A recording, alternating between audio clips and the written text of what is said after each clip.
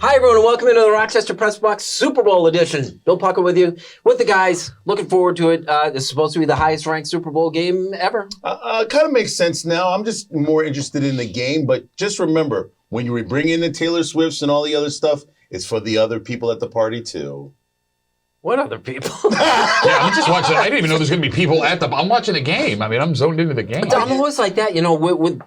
I'm against like big part. Oh, they said half of America is going to be at a party for this game. Yes. I'm generally against it because I really, really watch the game for the game, and I think you guys probably do too. But that's the essence of it. We've been all season long waiting for this Super Bowl. We finally got the two teams. It's not any of our teams, but here we are, a champion about to be crowned, and here come extra people. Uninvited, coming in and crashing for whatever Uninvited. reason. Well, Yeah, I mean, look, I didn't invite him. Look, bring something good to eat. I can tolerate you while the game is on. Now, there's people that notice the jersey. If I somehow neglect the jersey, people notice. Okay, well, look, I mean, it's a big deal. Well, we just found out this week that the NHL will officially release their players to play in the Olympics, the upcoming Olympics, and to celebrate, we are wearing the Rochester's own Brian Giunta Team USA game jersey. Very cool. I don't believe that we can add anything to the discussion of who's going to win the Super Bowl per se. Yeah. But my thing this week is kind of like, how does Kansas City's presence in there affect what the Bills did under the guise of sort of like, if not now, when? The last 2 years were...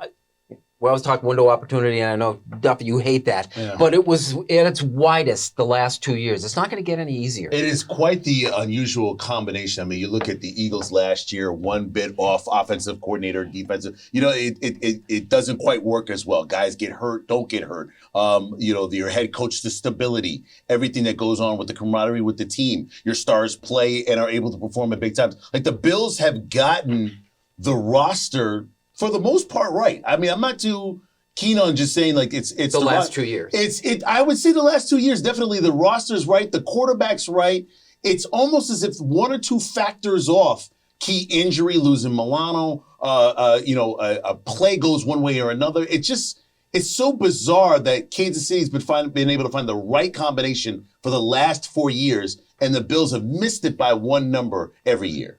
Kansas City being in the Super Bowl this year is encouraging, not discouraging for Bills fans. Because, let's keep in mind here, Kansas City went in and handled Baltimore no problem. A team that the Bills match up really well against. The Bills, decimated by injury on defense, managed to play Kansas City down to the final minute in their own house. And somehow, despite this crazy season, had the second overall seed. It tells me that Kansas City is the team you have to beat. Buffalo has the ability to do that. You don't have to worry about anybody else coming out of the AFC, short of the Bengals, if they manage to figure out all the stuff they got to figure out this offseason.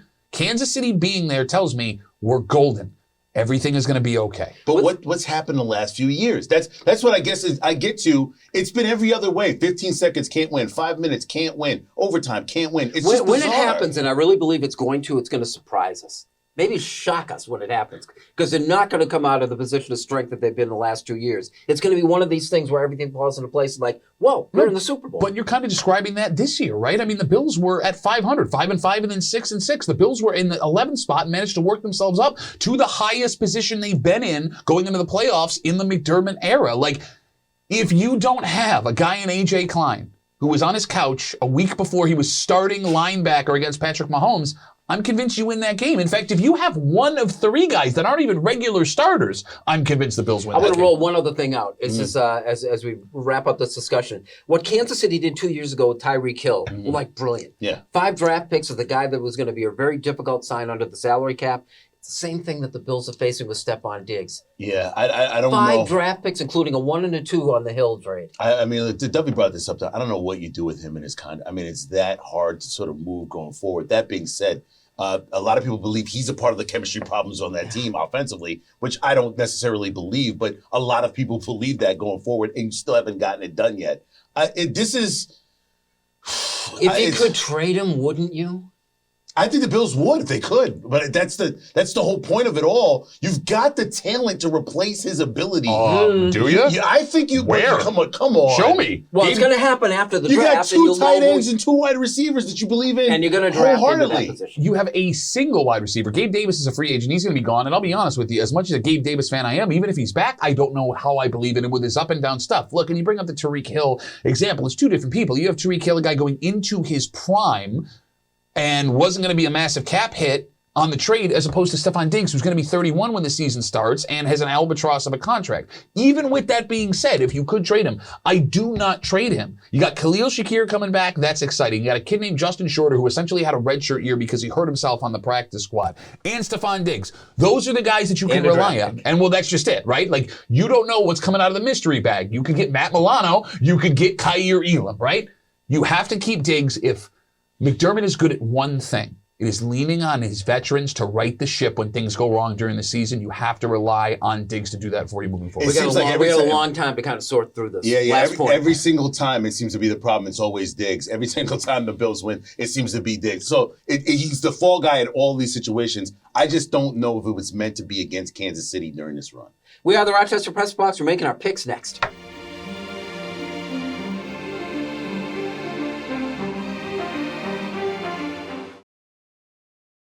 Just passing through, life lessons from notable Rochesterians, people you may think you know. Don Alhart, Maggie Brooks, John Dady, and Stacy Pension, J. Mack and Soccer Sam, Fred Costello, and Jake Zembeck, along with 21 more. How they all got from there to here. It's a new book by Bill Pucko, available for $12 postpaid only from rocksportsnow.com. Try it, and thank you.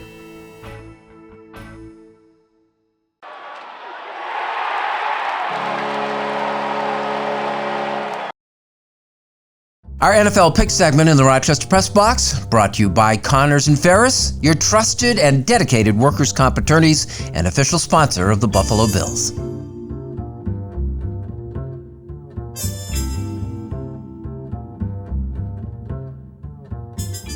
Welcome back. Thanks for joining us here in the Rochester Press Box. It's time for our predictions, Super Bowl week. Our predictions brought to you by Connors and Ferris, your workers' comp attorneys. And Greg is with us. As always, Greg Connors. Opinions on what we were discussing in the first segment, my friend? Well, I hate to say it, but I agree with Duffy 100%. Why wouldn't you? I mean, it's a smart play. After all these weeks, I got to say, I finally agree with Duffy. The Bills are close. They've got to get the players that can make the play. One thing McDermott is he's very loyal to those who take care of and go through his system. And I don't think he's going to be able to dump Diggs. I think they got to take what they have and they got to move offensively, and then they just got to support him around him and get another receiver in that first or second round. All righty, well, start us off. Let's tackle the Super Bowl. We're playing a 2.5-point line. San Francisco's favored. We made a couple of prop bets last week, so we got 6 to determine the final standings. Who you got this week, Greg?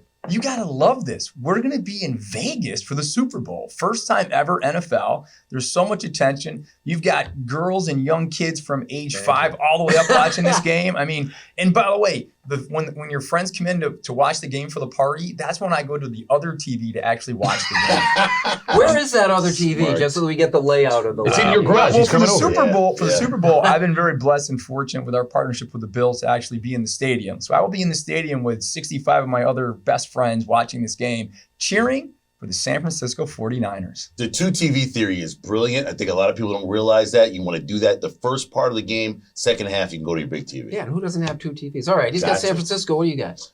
Listen, I do not want to bet against Kansas City. It seems like everybody and all the prognosticators believe San Francisco's got a shot here. I cannot get off this TV without believing in my San Francisco fans that they will win the Super Bowl this year. And I have to face them and understand that if I'm wrong on this prediction, everybody's like, you bet against Pat Mahomes and Travis Kelce and that Kansas City team. But wouldn't it be a great Super Bowl if it is the 49ers finally getting over the hump? Haven't been there and won it since 94? 94. So you're picking KC? Yeah. Taking the points, 2.5. What do you got? Look, I don't think KC losing is remarkable. Let's back it up with facts. You know I'm Mr. Facts. I'm on a heater all year this season. I'm surprising myself with the knowledge I drop on you guys some weeks. The fact of the matter is this. The Chiefs have had a ridiculously sneaky, easy route to the Super Bowl. You play a fraud team in Miami at home when it's under 0 degrees outside and helmets are cracking. It's so cold. We just talked about a Bills defense that has absolutely no defense to mention, and you still only manage to beat them by 4 points. And then you play a Baltimore team at home who committed offensive malpractice. When you're getting 8-9 yards a rush and you decide to make a point having Baltimore and Lamar Jackson throw the ball. Not only do I think San Francisco covers the 2.5, I think San Francisco has a double-digit win, and I'll tell you why. Because the last 3 CBS Super Bowls have been blowouts, and when it's on CBS, it goes big one way, Big time 49ers win. I think 13 of the last 19 teams in the Super Bowl wearing the white uniforms also. Saw that too, although the last team to win it in a colored uniform, the Chiefs. Give me Kansas City. I can't not take the points. Yeah. I think the defenses are washing it. It sort of comes down to ad-lib plays, and you compare the quarterbacks, and there's no comparison. If Kansas City wins, do you not have the big discussion of the GOAT theory again with this Tom Brady going for the record with Super Bowls? It's got a ways to well, got a ways to halfway is a good way. Halfway is still halfway. True. Greg, wrap up the discussion. Patrick Mahomes is not the GOAT when you compare him to Brady. It's all I got to say when it comes to that. Our pick segment was brought to you by Connors and Ferris, your workers' comp attorneys, like it or not, is next.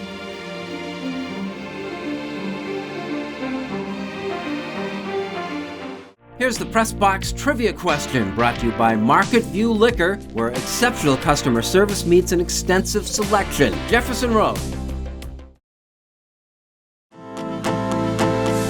How about a getaway to an amazing museum about a local aviation pioneer? Mike O'Brien, your getaway guy. You're going to love this winter getaway. Look for the Getaway Guy right now on Facebook.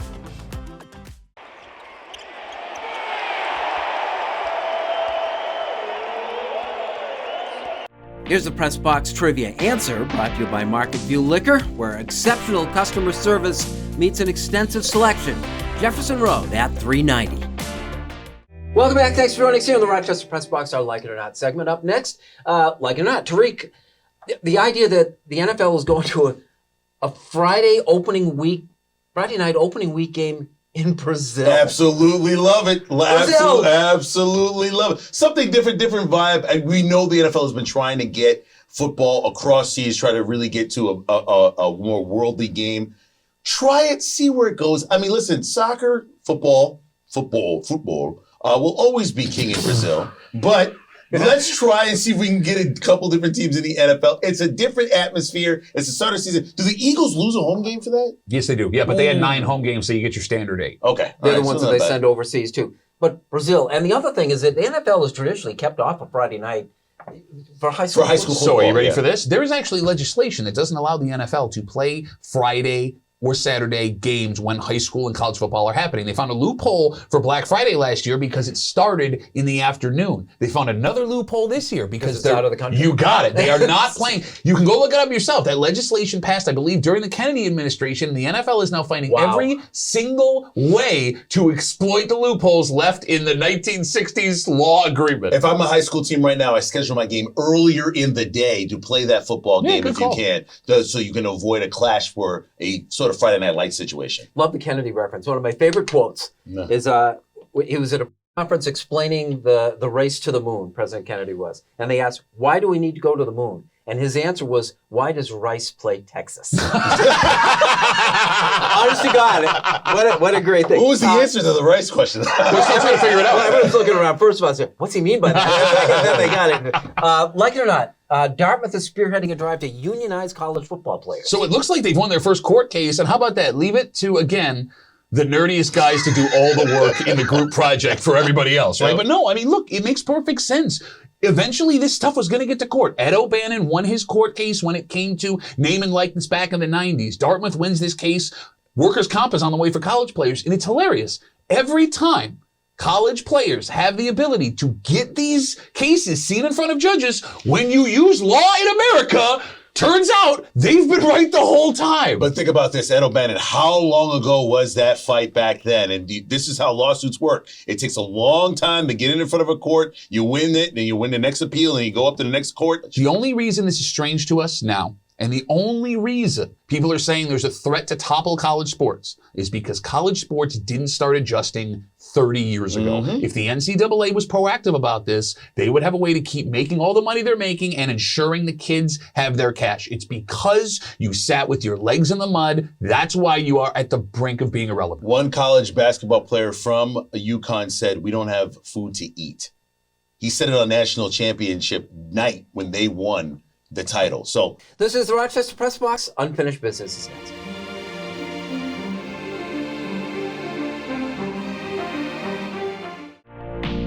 The Press Box Stat of the Week is being brought to you by McArdle's Restaurant in Fairport. Come home to McArdle's. And now to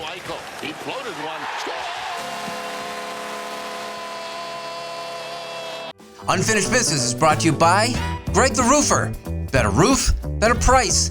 Better call Greg today. Save time and money on your roof and siding. Call us today for a free estimate. Special financing's available. Visit us online at gregtheroofer.com. Welcome back. Thanks for joining us here in the Rochester Press Box. Unfinished Business brought to you by Greg the Roofer. Start us off, Pat. With the scandals that have been going on this season, it hasn't been the easiest time to be a hockey fan. However, over the All-Star break, as we said earlier in the show, it's official. Gary Bettman, the commissioner, is releasing NHL players to play in the next Winter Olympics, which means we are getting the best players in the world representing their country on an international stage, battling for 2 weeks for hockey supremacy. And I love sports. I love the NFL. I love the Bills. You know that. I could watch NBA playoff basketball all day long. Same thing with March Madness. But for my money, short of a Bills playoff game, Super Bowl, there is no better sport than international hockey. It means so much to these guys to wear that crest on their chest, and even more so for the small countries that somehow manage to pop up. And you have old rivalries that'll continue to go. We know what's going on in Russia. We know what's going on in some former Eastern European countries, and the bad blood that is existing, understatement of the century, when they're going to be playing Western superpowers in countries that used to be underneath them. All of that comes to a head in a peaceful way with hockey players. I cannot wait, and I will not move from my couch for those 2 weeks that our boys in red, white, and blue will be trying to take home the gold. If you're planning to go to a Super Bowl party, you're not exactly what's going on with the game or anything, you know exactly who to avoid. Simply ask, let's just say his name is Bob, hey, who do you have in the game? And leave it at that. Don't ask why this flag went up, what was going on. This is their big Super Bowl game. They don't care about Taylor Swift. They don't care about a halftime show. They just care about who's going to win this game, and they might have some money on the line on it. Now, if you're a Super Bowl fan or a football fan, just understand this is the party everybody is invited to. So if you know for well somebody doesn't know anything about football, maybe you keep your conversation minimum to, hey, I like San Francisco. Who do you like? I like Kansas City. Who do you like? And then keep it moving until after halftime, and then the party starts to dissipate, and you'll have all the pizza and wings you want to yourself that are left over that nobody touched. Just understand that this is a party for everyone. So yes, they'll ask about Taylor Swift. Yes, they'll ask about who's dating who. Yes, they'll ask about halftime and the commercials. This is a part of the bargain. That's why the Super Bowl rating will be high, because of the bandwagon people coming to watch it with you. Just understand we're all here for something Super Bowl Sunday. Happy Super Bowl Sunday. On this day, perhaps more than any other, we define ourselves as a culture. Overkill is alive and well. The NFL Network has an 8.5-hour pregame show. It lasts into the evening. It's called Game Day Morning. It starts Sunday at 9 a.m. But of course, there are reasons for it. The cheapest seat at the game available midweek was selling for $7,000. Cheapest seat. While all 10 of the most watched non-news related TV programs of all time are Super Bowls, last year's being number one, with Sunday's game expected to pass it. There's more food consumed on Super Bowl Sunday than on any day this side of Thanksgiving. 1.3 billion is a number of note. That is how much we'll spend on beer for the game, and 1.3 billion is also the number of chicken wings expected to be consumed. The referee, Bill Vinovich, is a full-time accountant. Usher will perform at the halftime for the customary Super Bowl appearance fee, $0. Far from a charitable act, Rihanna, who performed last year, saw an immediate digital sales jump of 390%. This is Nevada's first shot at the Super Bowl, making 11 states now which have hosted. 50 million Americans bet on the game last year. With an increased availability of legalized gambling, that number is expected to jump nearly 40% for Sunday's game. You can bet on the color of the Gatorade shower. It was purple last year, blue 3 of the 4 previous. And how's this for a creative prop bet? The total of the uniform numbers of the players scoring touchdowns. The over-under is 121. It seems low, especially if number 86 George Kittle or 87 Travis Kelce get involved. Speaking of Kelce, his number of receptions versus Taylor Swift's on-camera shots. Who you got? Taylor's a popular wager, mostly regarding her wardrobe, even the color of her lipstick. But my favorite is whether or not she is shown or perhaps caught eating a hot dog. You get 12-1 on that one. Super Bowl 58. It's a snapshot of who we are. That's our Unfinished Business, brought to you by Greg the Roofer, and that is our show. So last week, 2 weeks ago, Lamar Jackson caught his own pass. You can bet on whether or not a quarterback will catch his own pass in the Super Bowl. You have better odds winning there than, and I'm not making this up, Bovada is offering, if aliens invade Oh my during the Super God. Bowl, and the game ends in a tie. Both of those things have to happen. Those are shorter odds than a quarterback catching his own pass in the How game can on that Sunday. be? Because we've seen that happen. The said other this- two things. I said the same thing. By the way, how great would it be? Aliens invade, but they finish the game. It doesn't end in a tie. You still lose your bet anyway. That is jumping the shark. Look it up. It was done on Happy Days.